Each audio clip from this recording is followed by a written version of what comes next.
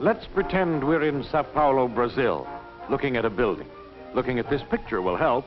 It's the home of a fine modern newspaper. Let's go inside and look around. Every newspaper in good standing has an editor and publisher. Has A Gazeta an editor and publisher? Yes.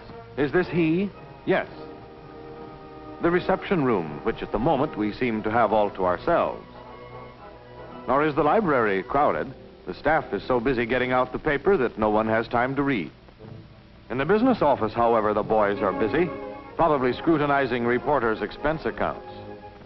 Ah, the advertising department. Here's where they have to work. No ads, no paper. Another must on any sheet, the sports department. What, an auditorium? Yes, but just now it's crowded with little men who aren't there. There's a special edition of this paper for children. United States papers, please copy. The art department. The business in hand here is not art with a capital A, but just pictures and more pictures, pictures for the news section, pictures for the ads, pictures for the comic strips. And then the city room, where the reporters do the sitting down part of their jobs. And their boss, the city editor. News by radio, big news. A plane carrier sunk. Here, take this to the desk. The assistant editor gets the flash. The journalistic wheels start spinning. Word goes to the rewrite desk. A story right away on that plane carrier. And have we a picture of that ship? Morgue? Is this the morgue? Very well, they'll look. And of course they'll have that plane carrier. A good newspaper morgue has on file, in pictures or clippings or cuts, everything from A to Z. Animals, boxers, calamities, debutantes, excavations, floods, Goebbels, hangings, Indians, judges, kings, lumber, murderers, nitroglycerin, operas, petroleum, quintuplets, Roosevelt, Stalin, tapestries, uprisings, vultures, wines, X's marking spots, youngsters and zebras. So they have the plane carrier? Yes. While the morgue is getting out the picture of that ship, the photo engraving room is getting ready to change it from a photograph to something you can put on a press and print with.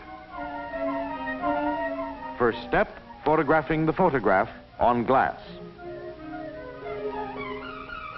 The photographic image is transferred to a sensitized zinc plate. The plate then has to have the non-printing parts of its surface removed. This is done by chemical action. Here are some plates, all nicely eaten away in the right places, ready for trimming and then for insertion in the printing forms. To obtain white spaces when the picture is printed, the plate is routed in this fashion. Meanwhile, somebody upstairs has been busy at a typewriter doing a story in good, vivid Portuguese on that plane carrier. The first take should be ready by now. Here it is. The copy goes to the linotype operator. As he presses the keys, the machine casts the story into type, each line in a single solid piece called a slug. Inside the machine are matrices or molds, hurrying into place to form the letters and then hustling back again, and molten lead and a vast deal of ingenious mechanism. Speedy, accurate typesetting machines and the speed and accuracy of the men who run them. These make possible the modern newspaper.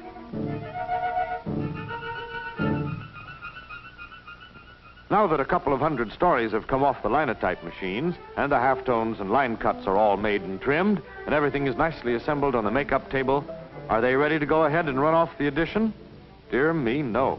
This is not the lead they'll print from.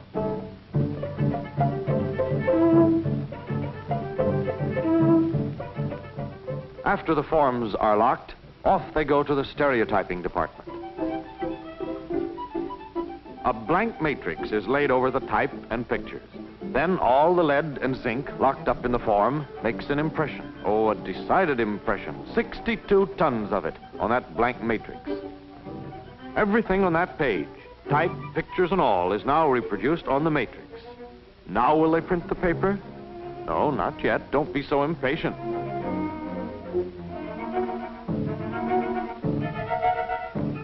The matrix goes into a casting machine. More molten lead is in there somewhere. Now the whole page, reading matter, pictures, and all, is cast into lead again. Now they'll have something to print with. That is, pretty soon. The castings first go to another machine where they're trimmed to just the right size for the presses. Does all this seem to you fussy and time-consuming? Well, it all goes faster than you can say Juanico Robinson.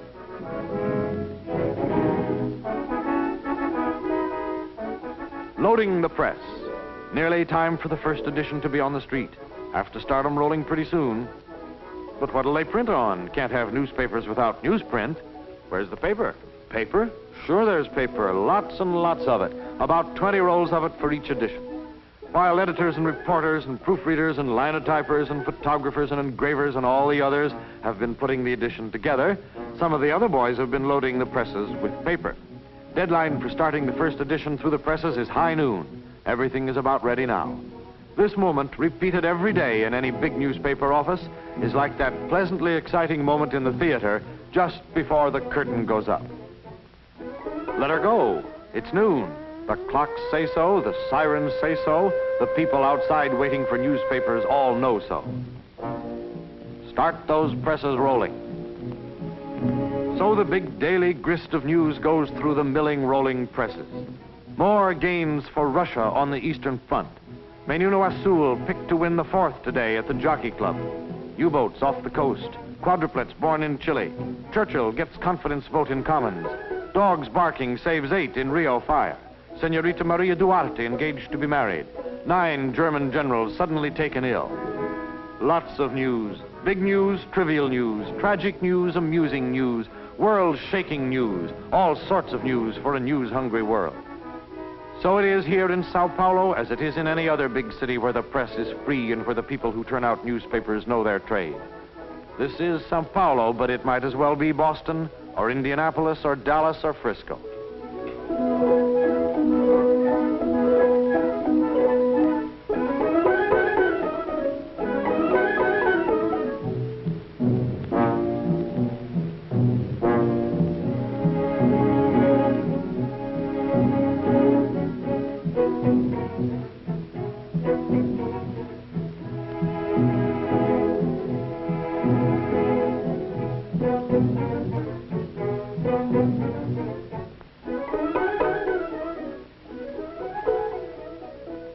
If this looks like the way things are done in Chicago or Detroit, that's because this town of Sao Paulo in Brazil is energetically alive with high-power South American progressiveness.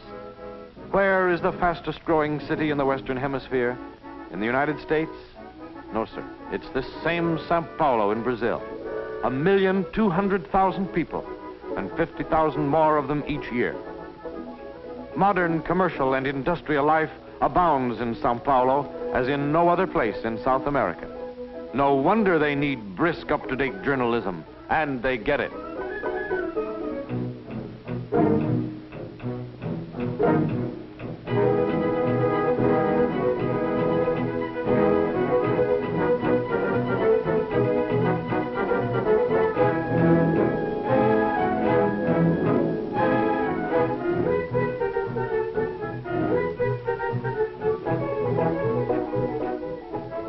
A Gazeta is much more than a local Sao Paulo paper. It covers a wide field.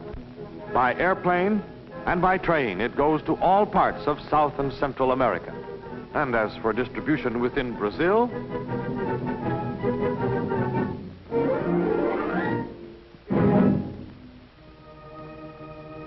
F-I-M, pronounced FEM, being, yes, you've guessed it, Portuguese for the end.